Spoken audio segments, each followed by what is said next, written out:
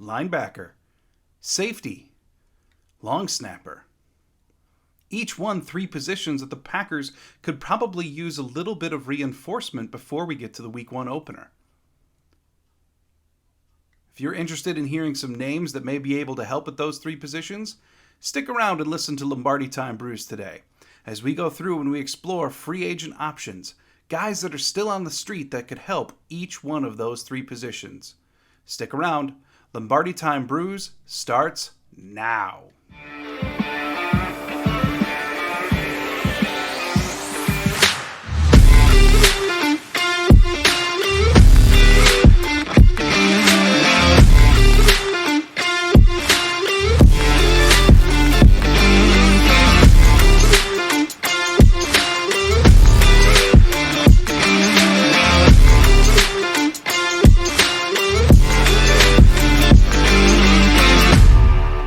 Welcome to another episode of Lombardi Time Brews. My name is John Del Rey, and I am the host. Today, like I said in the intro, we're going to go through 3 positions that the Packers may be able to use a little bit of reinforcement as we're setting up the Week 1 roster. And that first position that we're going to talk about today is safety. Adrian Amos, Darnell Savage, 2 of the premier starting safeties in the league, or at the very least, a premier duo.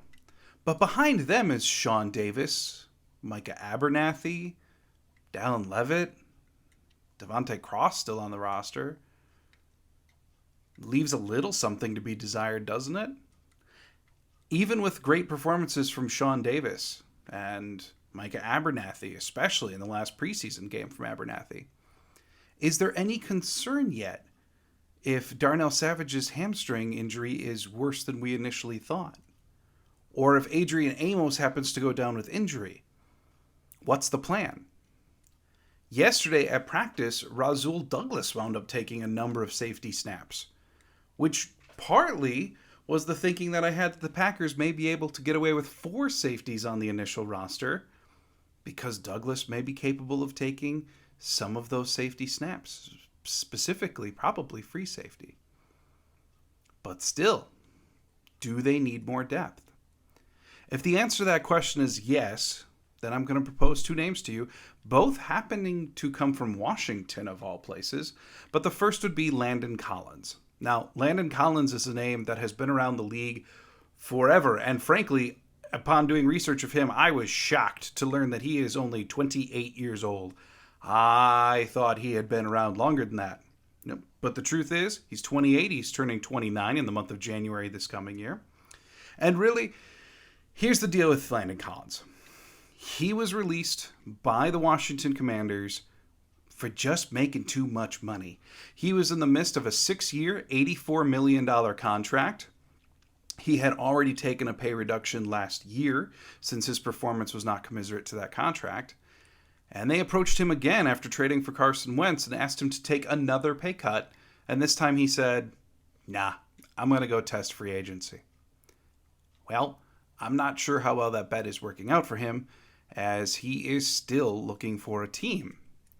And the reason why I bring him up is, 1, he's an experienced safety. He's been to 3 Pro Bowls, was on an All-Pro team once. His peak was certainly a few years ago. Those 3 Pro Bowls came much earlier in his career. His best seasons, looking back at the stats, is probably 2016 and 2017. That's when he really seemed to excel in all facets of being a safety. However, last year and 2020, they began shifting his role, doing less coverage, as he showed that he wasn't as capably doing it anymore, and more becoming a hybrid linebacker safety. Now, you immediately may be thinking, the Packers, we don't need any type of hybrid safety. We don't need another inside linebacker type. But I would ask you to think back to last year, when the Packers were utilizing the third safety Henry Black in a number of different scenarios, or especially towards the end of the year, when they started playing Kevin King close to the line. Certainly a role that Landon Collins is more suited for. A few interesting stats for you on Landon Collins.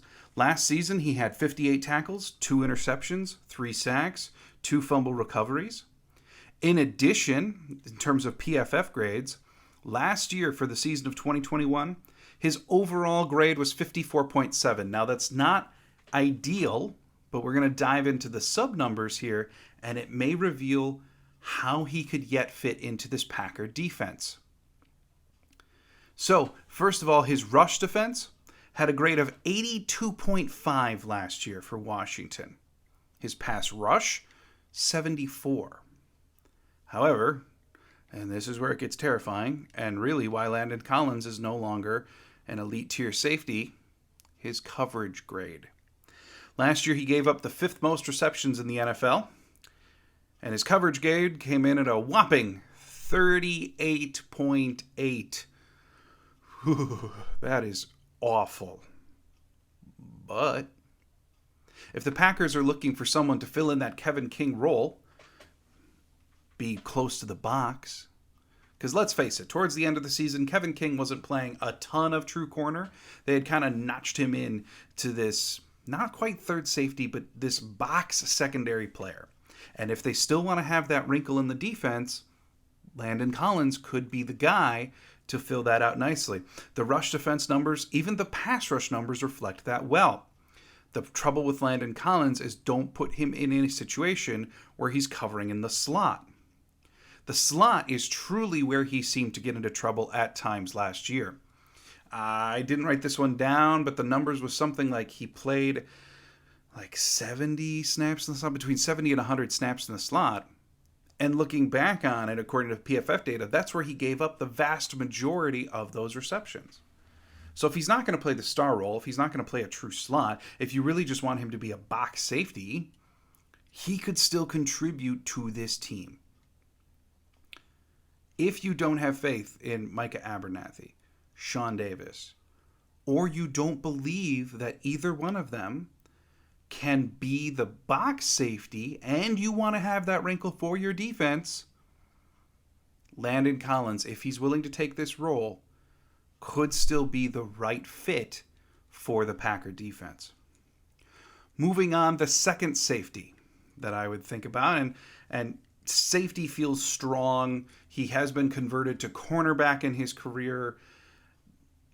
He's just kind of a defensive back, let's say that. Troy Apke.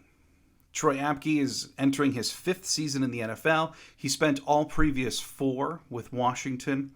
And really, I look at Apke like a Dallin Levitt replacement.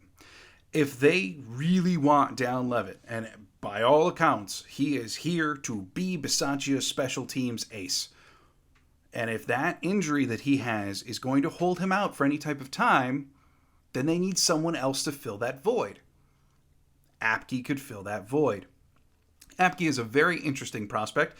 He's 27 years old. His RAS score is very Packers-ish. 9.92. A freak RAS score, including a 4.34 40 as he was coming into the league 4 years ago. He logged over 320 special team snaps in 2 of the last 3 years. The year that he didn't log at least that many snaps, he had been promoted to being a starting safety for Washington. Now, coverage does not seem to be his strong suit, much like Landon Collins, and he lost that job halfway through the season. So we see a reduced number of special team snaps there from when he was the starting safety. But still, when they allowed him to just be the special teams ace, over 2 of the last 3 years, he's had over 320 snaps. And if the Packers are looking for a guy to be a 5th safety or a 4th safety, depending on the scheming, and you're really just looking for a special teams ace, a dedicated special teams player who's got freak athletic traits, Troy Apke at least warrants some consideration. So, bear that in mind. Landon Collins, Troy Apke, 2 former Washington safeties that could help depending on what the Packers are looking for. Up next, we're going to talk about the edge rushers, seeing if we can solidify the young depth there. 2 Packers the players should look for at edge. 1 a former Bear, Bronco, Charger. The other a former Buck and Giant. First one, Jeremiah Atachu. Atachu, I think is how you say it. Not going to lie, I had to look up a pronunciation guide on that one. But he's someone that I'm really intrigued by, actually. Spent last year with the Bears. Only played for them for 5 games before eventually being shut down with a torn pec. It was his only year with the Bears, so not a lot to go off of there to really get his background.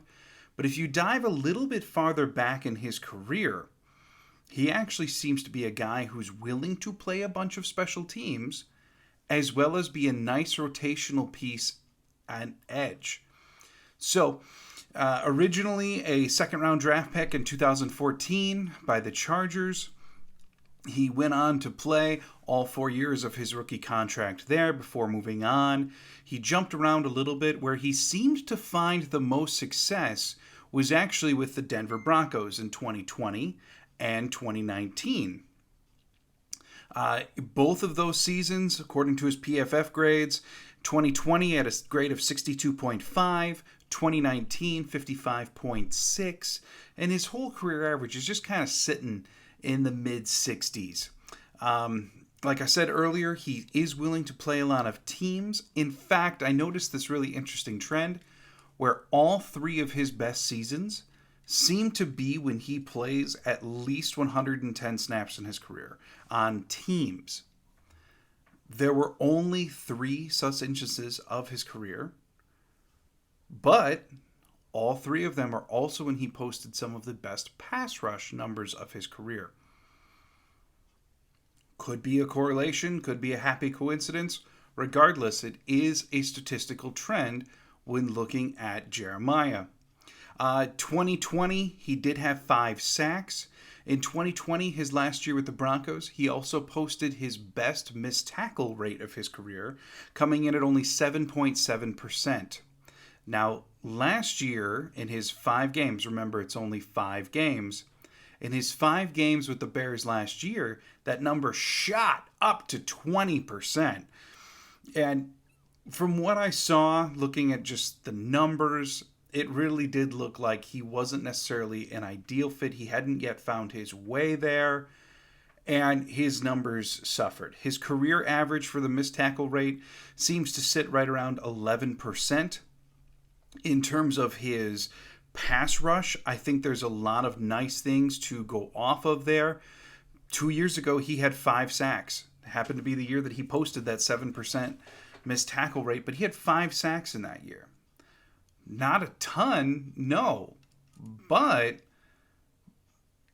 Jonathan Garvin, maybe rookie JJ Ngabare, maybe Tipa, maybe Ladarius Hamilton. I mean, that's the crew that you're looking at as your number 3 outside linebacker right now. The question has been raised a lot. What happens if something happens to Rashawn Gary? What happens if Preston Smith has an injury? We saw last year how dramatic the fall off was when those 2 left the field. And we were left with a year younger Jonathan Garvin and Tipa and Whitney Merciless when he was there for that brief time.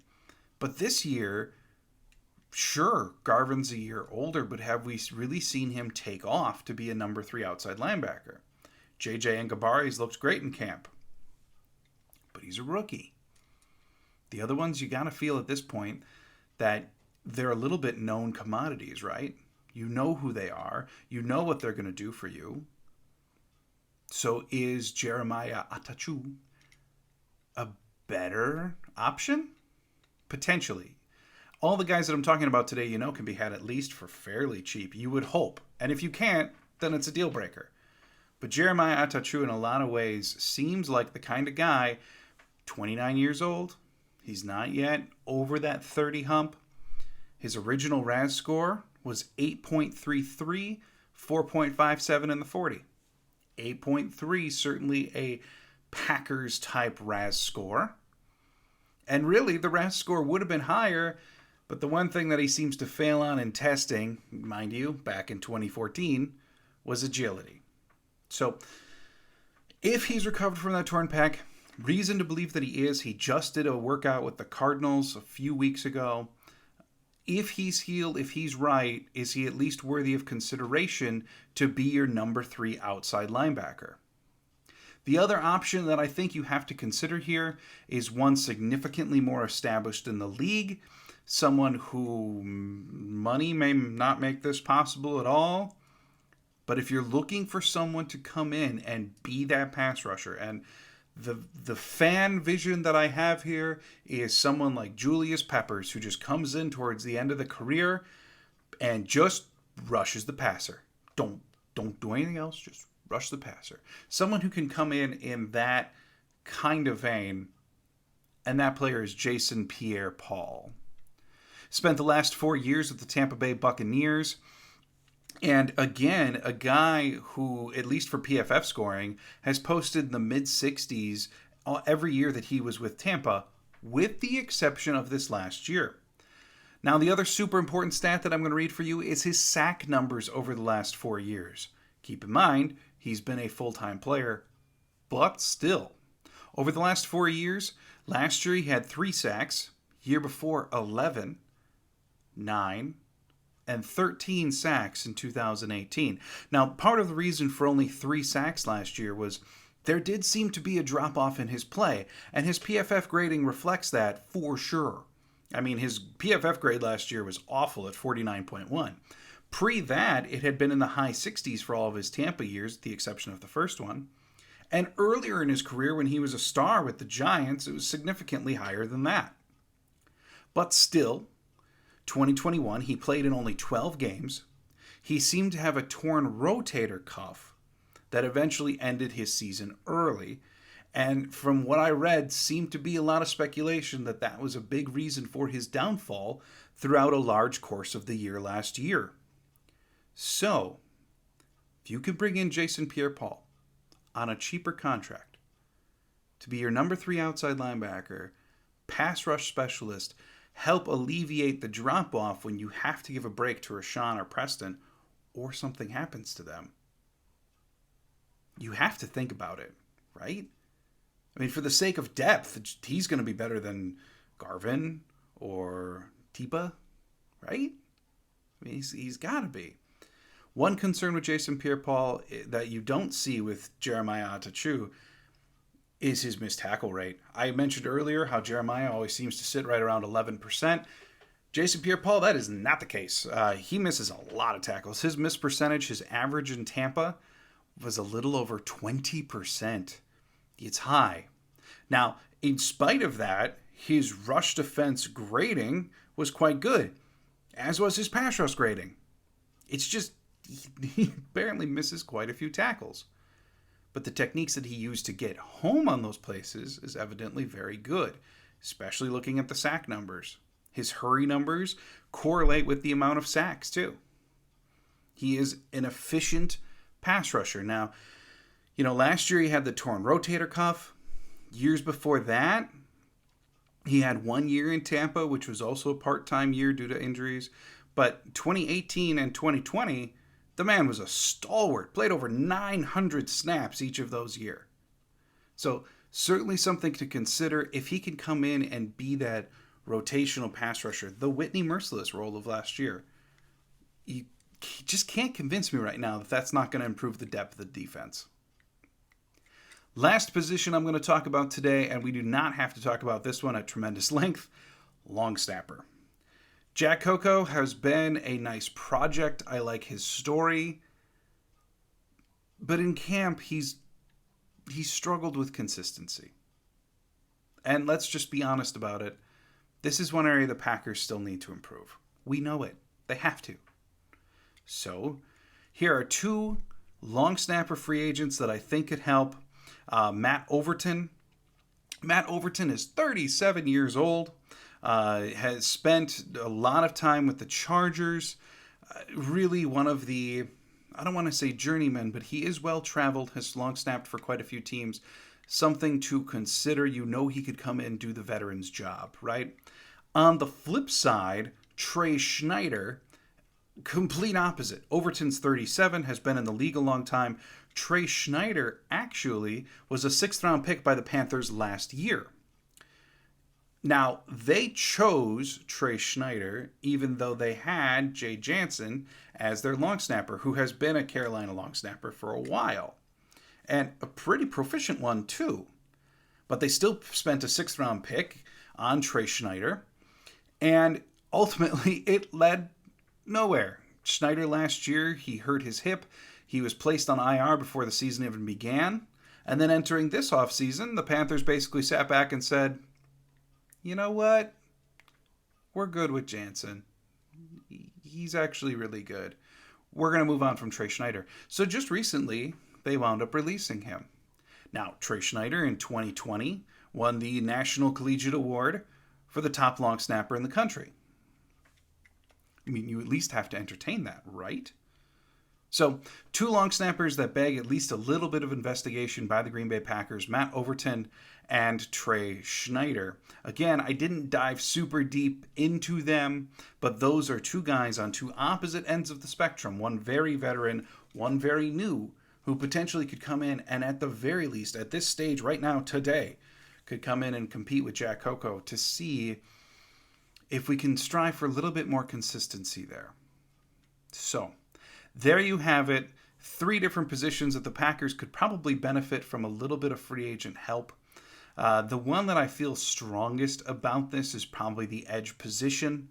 I think they wind up keeping 5 edge on the team, but honestly, I think there's room there to improve one of those spots. If you're looking for a very balanced player, you're looking at Jeremiah Tachu, someone to play teams and do some pass rushing. If you're just looking for a pass rusher rotation, then you're looking at Jason Pierre-Paul, assuming the money can work out. So, certainly things to think about. I am not saying that the Packers are going to sign any of these guys at all. I'm not even saying that they totally should. Maybe. But these are 3 spots that we have to acknowledge that the Packers could probably use a little bit of help with depth. And these are a number of players that could help. So it at least requires the thought. At least takes a little bit of investigation. If it could help, then that's what you got to do. So, that's it for Lombardi Time Brews today. I do hope you enjoyed this conversation. Please follow me on Twitter at John Delray. Let's start a conversation there. Other than that, I will be back tomorrow with a preview of the last preseason game, specifically things to look out for in that game. Other than that, if you've been enjoying the video version on YouTube, thank you. You can check out the audio version of the same thing if you ever can't watch the video. We are on Apple Podcasts, Google Podcasts, Spotify, Stitcher, Overcast, quite a few, and I regularly post all of them on my Twitter. Same thing, if you happen to be listening to the audio version, hop on over to YouTube. You can see my rosy cheeks and freakishly long eyelashes, and please don't look at much else beyond that. But thank you for carving out a little bit of time to spend with Lombardi Time Brews and me. It really does mean a lot that you're willing to do this at all. So, thank you. Have an absolutely wonderful day. I will see you tomorrow.